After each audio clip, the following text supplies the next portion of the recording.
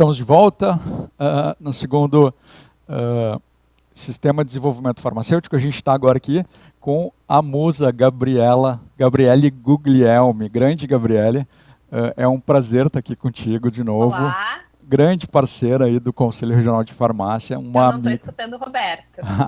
E eu vou seguir falando, então, se não está me escutando. Uma grande parceira, tá me escutando agora? Vamos abrir o microfone. Olá, tá escutando agora? Agora sim. Olha aí, Olá, Gabi, tudo bem? Fiz uma bem? grande saudação a ti, tu não escutou. Não sei se o pessoal de casa escutou. Sim, não ouvi. Quero dizer que a gente está aqui com a farmamusa Gabriele Guglielmi, uma parceira de longa data também. Já fomos juntos atores em propagandas. A gente faz de um tudo, né, Gabi? E a Gabi aí está à frente da equipe de farmacêuticos de um grande hospital aqui do Rio Grande do Sul, que é o Hospital Mãe de Deus. E ela está brindando com a presença dela e com os conhecimentos. Uma menina disruptiva, né? E está aí conosco. Gabi, seja bem-vinda. Obrigado por ter aceitado o convite de estar conosco. Obrigada a vocês. Obrigada por essa entrada maravilhosa, motivadora. Né, esses encontros da vida, como a gente diz, né, Canquerini? É verdade. E eu agradeço a toda a organização do evento por esse convite, né, e poder trazer um pouquinho rápido do que a gente vai falar desse farmacêutico no novo normal. Então, eu vou começar compartilhando aí a minha tela e abrir para vocês. Todo mundo já está vendo? Bom, então, né, já fui apresentada pelo Roberto, vou falar sobre o cuidado farmacêutico no novo normal e as adaptações tecnológicas do profissional e do paciente. E aí, dentro da conversa, do convite, do briefing, né, do evento, saiu entre Diana e eu essa frase, né, que ela descreveu muito bem no flyer do evento. Os farmacêuticos devem transformar o cenário para que ele se torne protagonista na saúde das pessoas. E aí eu fiquei me perguntando, quando eu vi o flyer, se todo mundo entendeu essa frase, se as pessoas ficaram que nem esse bonequinho aqui ao lado, como fazer isso, como transformar o cenário para nós, farmacêuticos, sermos protagonistas, né? E a gente vai falar aqui um pouquinho sobre isso. E primeiro, ficou muito claro na primeira parte do evento, excelentes palestrantes trouxeram isso, e mais tarde do que nunca, a gente tem que começar a se conhecer, a gente tem que saber quem somos nós, né? O que queremos. E esse autoconhecimento, como foi muito bem descrito nas palestras de inteligência, na parte da manhã, é obrigatório para todo profissional. E sim, também para os farmacêuticos. E isso tem que ficar claro para esses farmacêuticos aqui que nos ouvem.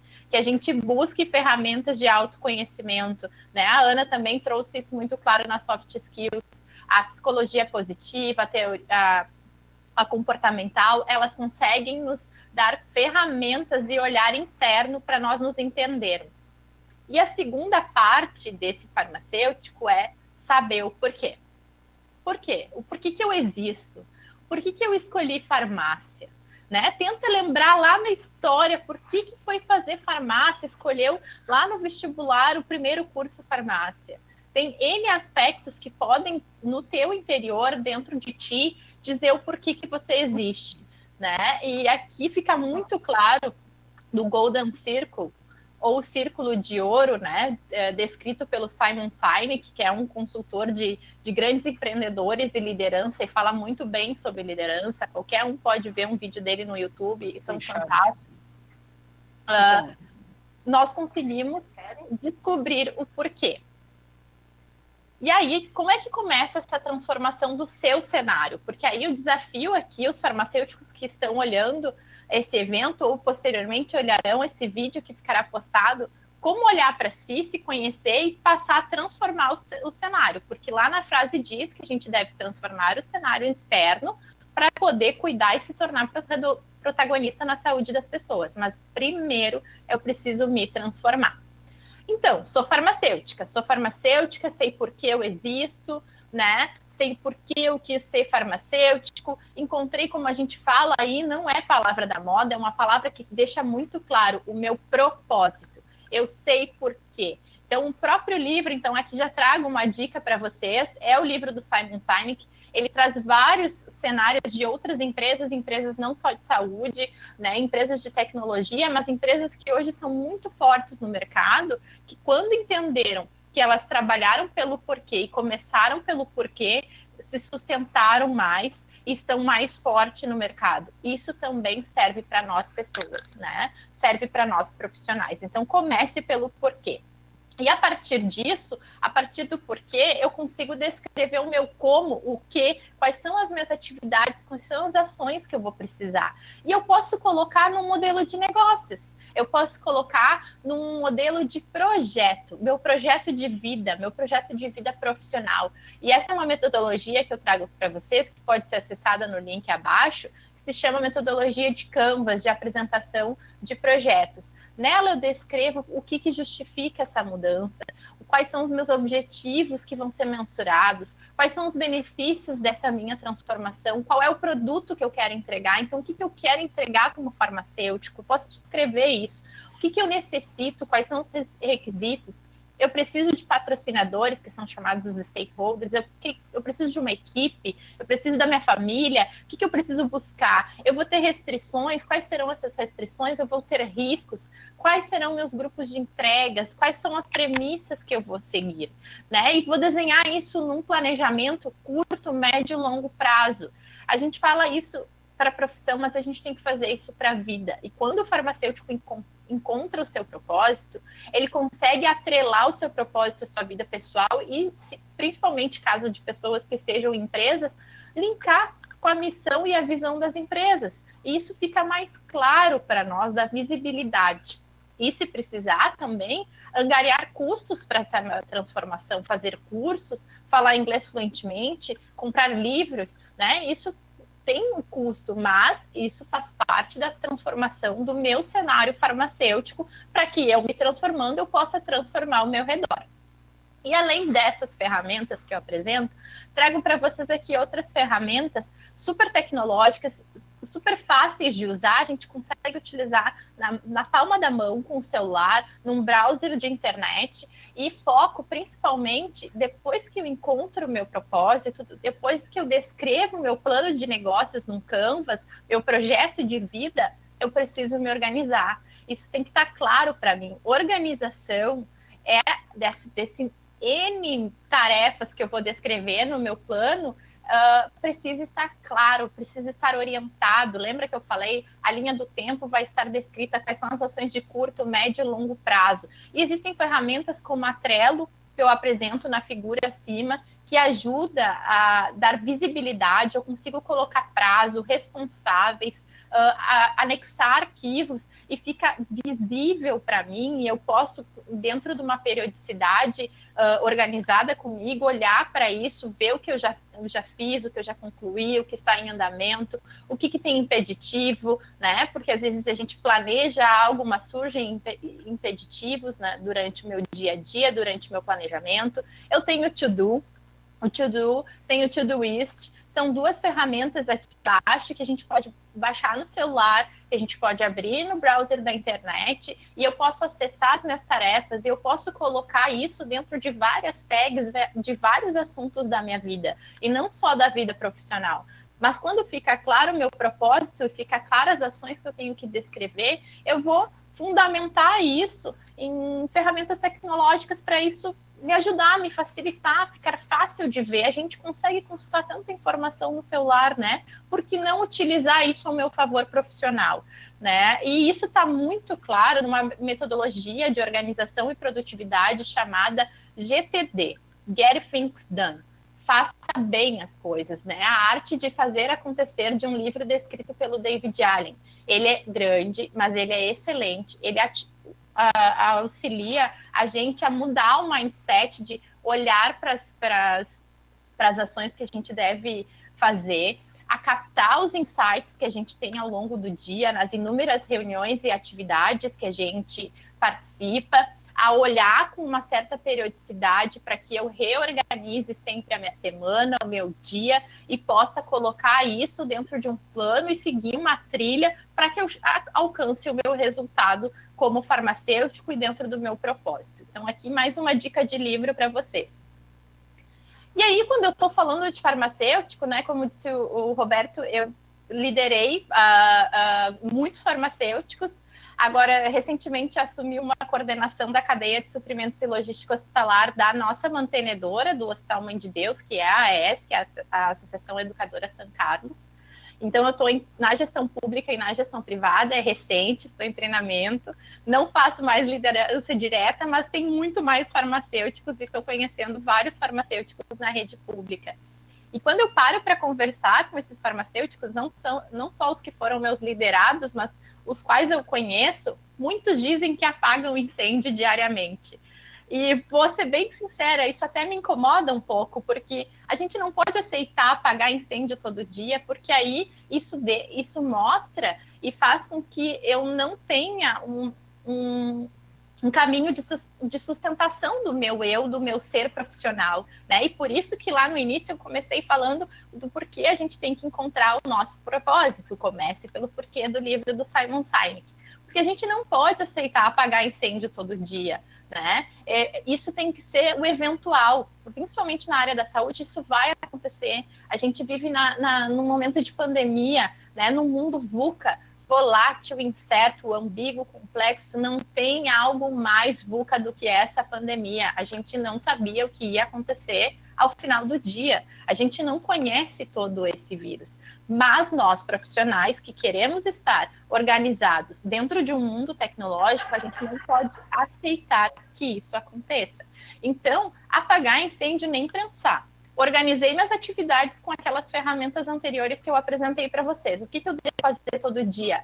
Eu devo categorizá-las, né? Isso vai aumentar a minha produtividade. Eu apresento para vocês aqui uma ferramenta excelente, que é a matriz de Eisenhower. Eu preciso, é uma matriz que olha para as minhas atividades e para minhas ações sob as perspectivas de importância e de urgência, de baixo a alto.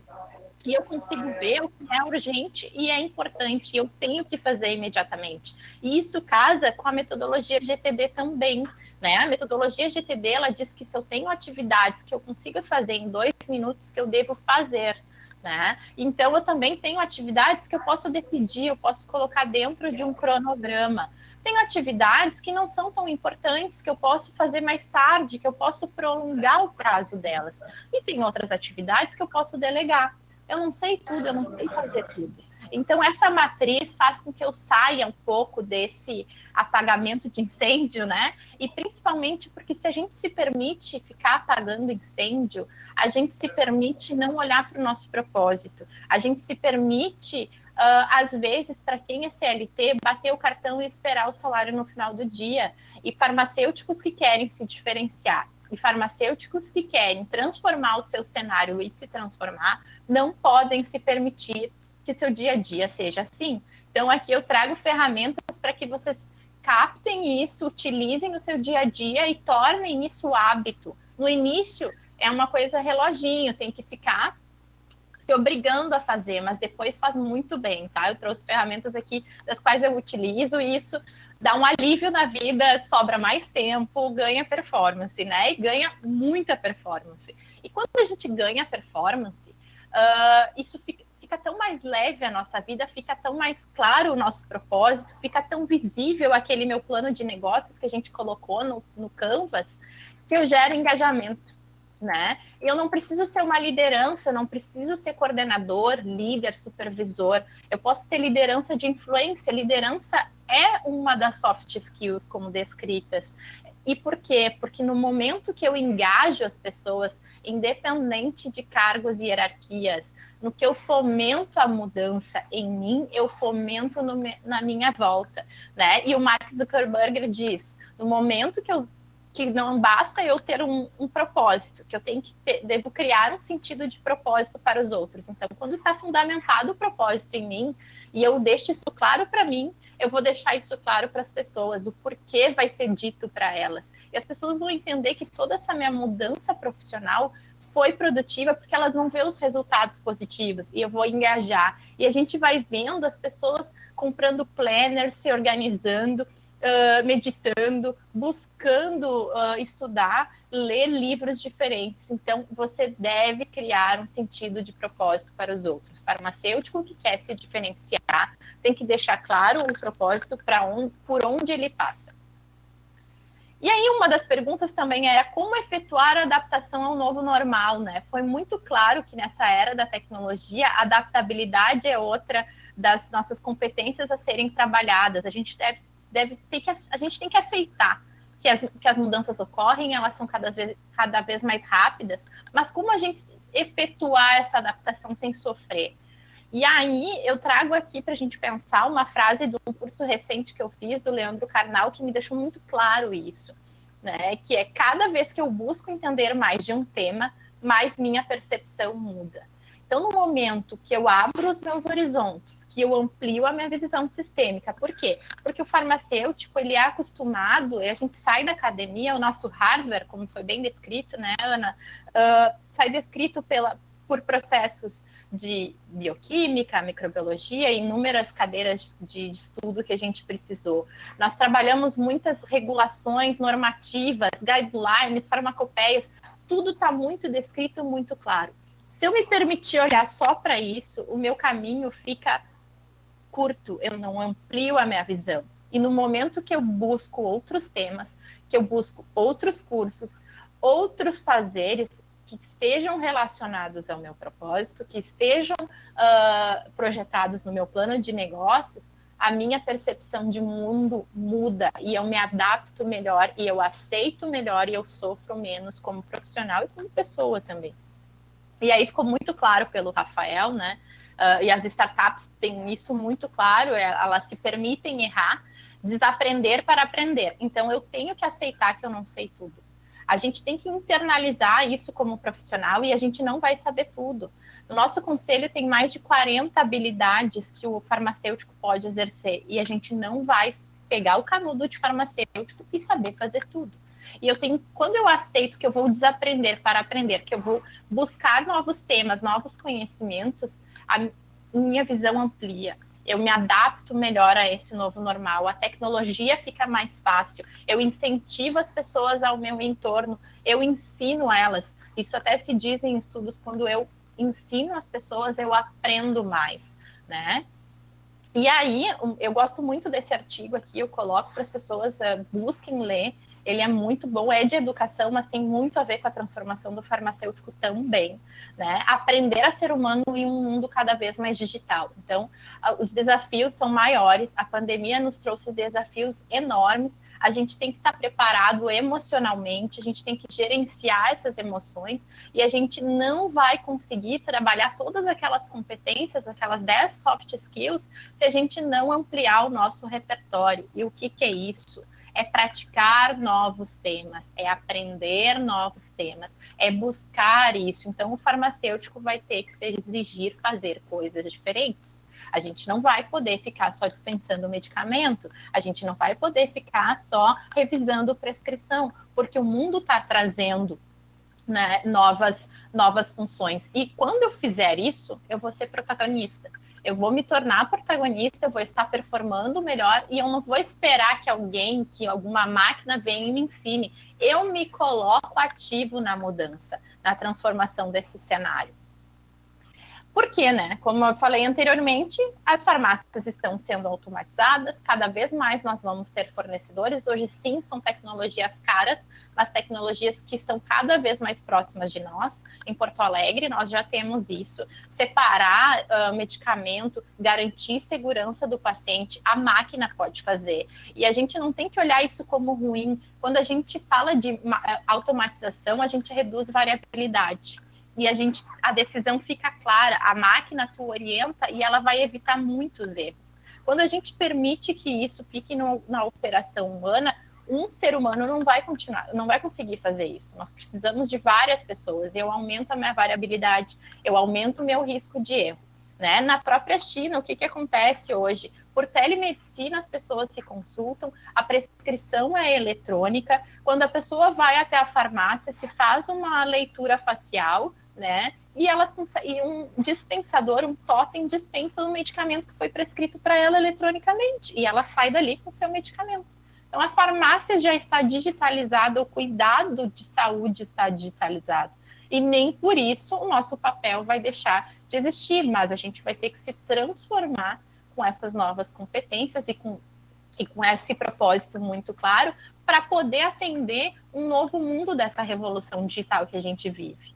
Eu trago como exemplo aqui a triagem de prescrição, né, dos hospitais e de uma plataforma que a gente utiliza lá no Mãe de Deus e da qual sou voluntária, e em muitos hospitais a prescrição ainda não é automatizada, ela não é eletrônica, se permite ainda ler papéis ilegíveis, né? A gente sabe que letra de médico não é fácil, eles não têm caligrafia na faculdade.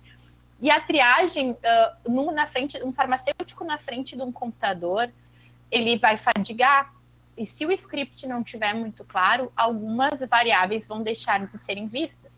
Então, quando eu utilizar melhor de uma ferramenta, como a NoHarm, que eu trago para vocês, podem visitar, já falei sobre isso, posso falar mais, é uma ferramenta de inteligência artificial. Então, a inteligência artificial nos possibilita trazer categorização de prescrição por risco, de medicamentos, de exames, de alergias. Aqueles inúmeros bancos de dados e base de dados que a gente tem que acessar estão em uma única tela. Aquelas inúmeras fórmulas de balanço hidroeletrolítico, de função renal, que o farmacêutico tem que saber. Muitas vezes a gente tem isso no aplicativo do celular, mas pelo valor tão alto e muitas vezes em dólar, a gente acaba não compondo todas as funcionalidades dessas bases de dados, e a inteligência artificial vai estar fazendo isso. Isso vai me permitir uma triagem mais orientada, mais segura, e esse farmacêutico ele vai poder estar aonde?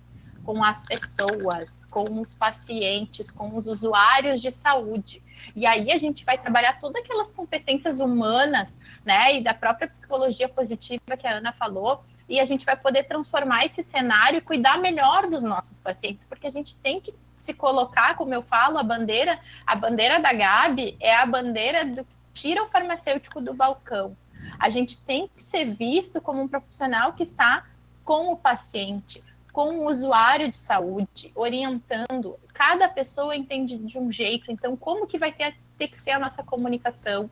Como que vão ter que ser essas habilidades para que esse usuário, esse paciente entenda as nossas orientações e ele tenha adesão às terapêuticas que foram prescritas por ele? Que a gente possa ver a melhora desse paciente a partir das nossas orientações, às vezes orientações simples, fichas de como ele vai tomar esse medicamento. O analfabetismo no Brasil ainda existe enormemente. Então, como nós profissionais podemos orientar essas pessoas, né? Então, a inteligência artificial ela vem aí para nos auxiliar, para nos permitir ser mais humanos, né? Porque a gente vai cuidar melhor dessas pessoas, a gente vai estar mais próximo, a gente vai sair da operação atrás do balcão e a gente vai se colocar na frente do paciente. A gente vai estar na equipe multi, né? A gente vai ter que ter competências de negociação, competências de clareza, de comunicação assertiva. Então, ser humano será o diferencial, né, dessa era tecnológica. E eu acho que é isso que faz o farmacêutico transformar o cenário, porque ele vai se transformar e certamente vai transformar o seu redor.